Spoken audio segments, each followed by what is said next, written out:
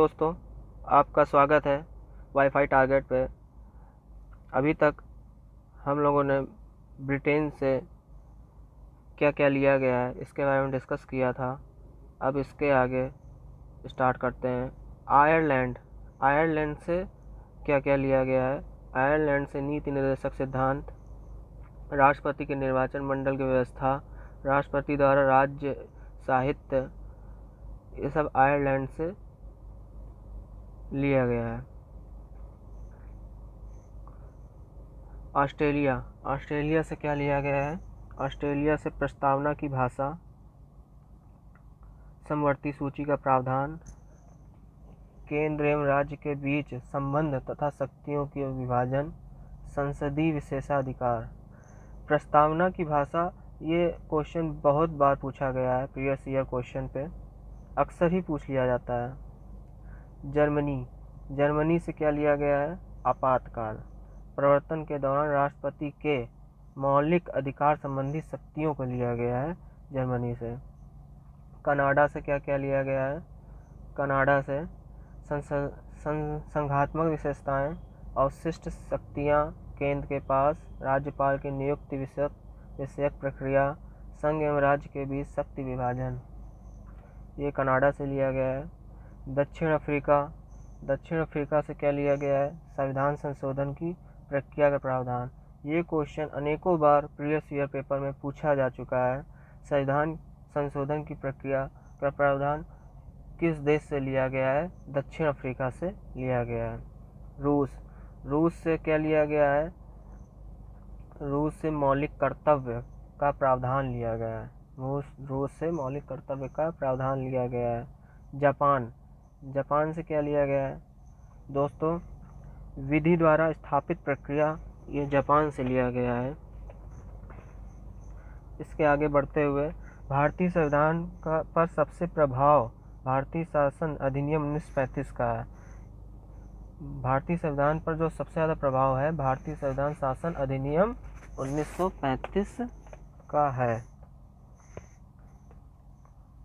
इसके आगे भारतीय संविधान की अनुसूची।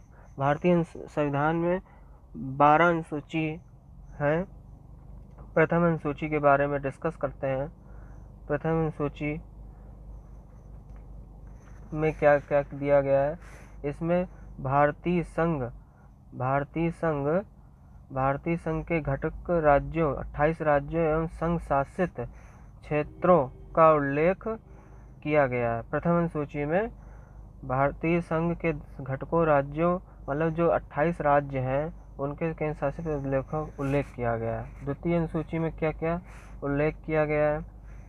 द्वितीय अनुसूची में भारतीय राज्य व्यवस्था के विभिन्न पदाधिकारियों, राष्ट्रपति, राज्यपाल, लोकसभा के अध्यक्ष और उपाध्यक्ष, लोकसभा के जो अध्यक्ष उपाध्यक्ष हैं, राज्यसभा के सभापति एवं उपसभापति, विधानसभा के अध्यक्ष उपाध्यक्ष, विधान परिषद के सभापति, उच्चतम न्यायालय और उच्चतम न्यायालय के न्यायाधीश, भारत के नियंत्रक महालेखा परीक्षक को प्राप्त होने वाले वेतन, इन सब के बारे में द्वितीय अनुसूची में बताया गया है। भत्ते एवं वेतन, पेंशन आदि का उल्लेख, जितने भी भत्ते, पेंशन आदि का उल्लेख द्वितीय अनुसूची में किया गया है।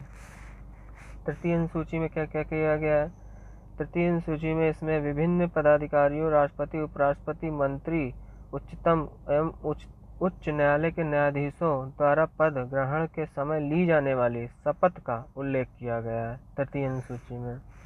चौथी अनुसूची दोस्तों, इसमें विभिन्न राज्यों तथा संघीय क्षेत्रों की राज्यसभा के प्रतिनिधित्व का विवरण है। चौथी अनुसूची में राज्यों तथा संघीय क्षेत्रों की राज्यसभा में प्रतिनिधित्व का विवरण मिलता है। पांचवी अनुसूची में क्या क्या है। पांचवी अनुसूची में इसमें अनुसूचित क्षेत्रों, अनुसूचित जनजाति के प्रशासन नियंत्रण के बारे में उल्लेख, ये सब पांचवी अनुसूची में दिया गया है।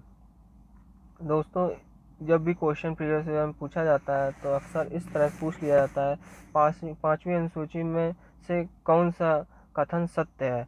4 कथन दे दिए जाते हैं। पहला कथन अनुसूचित क्षेत्रों तो इसका राइट आंसर यही हो जाएगा कि अनुसूचित क्षेत्रों से संबंधित 5वीं अनुसूची में है। 6ठी अनुसूची, इसमें असम, मेघालय, त्रिपुरा, मिजोरम राज्यों के जनजातीय क्षेत्रों के प्रशासन के बारे में प्रावधान दिया गया है। मेघालय, त्रिपुरा, मिजोरम 3 राज्यों के जनजातीय क्षेत्रों के प्रशासन के बारे में 6ठी अनुसूची में बताया गया है। 7वीं अनुसूची में क्या है, केंद्र एवं राज्यों के बीच शक्तियों के बंटवारे के बारे में बताया गया है। इसके अंतर्गत 3 अनुसूचियाँ, संघ सूची, राज सूची, समवर्ती सूची। 7वीं अनुसूची में जो 3 सूचियाँ होती हैं, संघ सूची, राज सूची और समवर्ती सूची, इसका प्रावधान दिया गया है, उल्लेख किया गया है 7वीं अनुसूची में। संघ सूची में क्या क्या आते हैं दोस्तों? संघ सूची में आपका जो कि 7वीं अनुसूची के अंतर्गत 3 बताई कि संघ, राज्य और समवर्ती। तो संघ सूची में, इस सूची में दिए गए विशेष केंद्र, संघ का मतलब यूनियन, केंद्र सरकार बनाती है, और संविधान के लागू होने के समय इसमें 97 विषय हैं। जब ये संविधान लागू हुआ था तब 97 विषय थे, अब 100 हो गए हैं। राज्य सूची में क्या क्या आता है? राज्य सूची में विषय पर राज्य सरकार कानून बनाती है, संविधान के अंतर्गत इसके लागू, इसके अंतर्गत 66 विषय हैं। राज्य सूची में 66 विषय। समवर्ती सूची क्या है? समवर्ती सूची केंद्र सरकार और राज्य सरकार दोनों लोग मिलकर इस कानून को बनाती हैं। इसके अंतर्गत 47 विषय थे, अब इसके विषय 50 कर दिए गए हैं। समवर्ती सूची के प्रावधान जम्मू कश्मीर राज्य से संबंधित नहीं है, जम्मू कश्मीर से संबंधित समवर्ती सूची नहीं है। ये महत्वपूर्ण क्वेश्चन है दोस्तों, अक्सर पूछ लिया जाता है, वेरी मोस्ट इम्पॉर्टेंट। 8वीं अनुसूची में क्या क्या प्रावधान दिए गए हैं?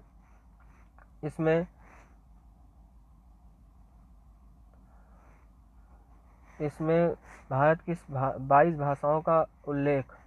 मूल रूप से 8वीं अनुसूची में 14 भाषाएं थी। 1967 में सिंधी, 1992 में कोंकणी, मणिपुरी, नेपाली को बताया गया, 8वीं अनुसूची में शामिल किया गया है। 92वें संशोधन 2003 में मैथिली, सांथली, डोगरी, बांडो 8वीं अनुसूची में।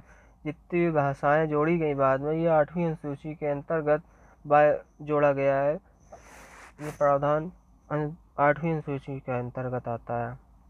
दोस्तों आगे बढ़ते हुए 9वीं अनुसूची। 9वीं अनुसूची प्रथम संविधान संशोधन अधिनियम 1951 द्वारा जोड़ी गई थी। जब संविधान का गठन हुआ था तब 8 अनुसूचियाँ थी, लेकिन उसके बाद धीरे धीरे एक एक अनुसूची बढ़ती गई और 9वीं अनुसूची 1951 में जोड़ी गई प्रथम संविधान संशोधन के अंतर्गत। इसके द्वारा राज्य द्वारा संपत्ति के अधिग्रहण की विधियों का उल्लेख किया गया है। वर्तमान में इस अनुसूची में 284 अधिनियम है। 10वीं अनुसूची, यह संविधान में 52वें संविधान 1985 में जोड़ी गई। 1985 में संशोधन हुआ था 92वां, उसमें जोड़ी गई। 10वीं अनुसूची दल बदल, जो लोग दल बदल लेते हैं उसके बारे में प्रावधान बताया गया। 11वीं अनुसूची 73वें संविधान संशोधन 1993 के द्वारा जोड़ी गई है। इसमें पंचायती संस्थाओं को कार्य करने के लिए 29 विषय प्रदान किए गए हैं। 12वीं अनुसूची 74वें संवैधानिक संशोधन 1993 के द्वारा जोड़ी गई है। शहरी क्षेत्र की स्थानीय स्वशासन संस्थाओं को कार्य करने के लिए प्रेरित किया गया। 18 विषय प्रदान किए गए हैं। 12वीं अनुसूची में 18 विषय प्रदान किए गए हैं। दोस्तों आज इस पार्ट को यहीं समाप्त करते हैं, इसके आगे कल डिस्कस करते हैं। धन्यवाद दोस्तों।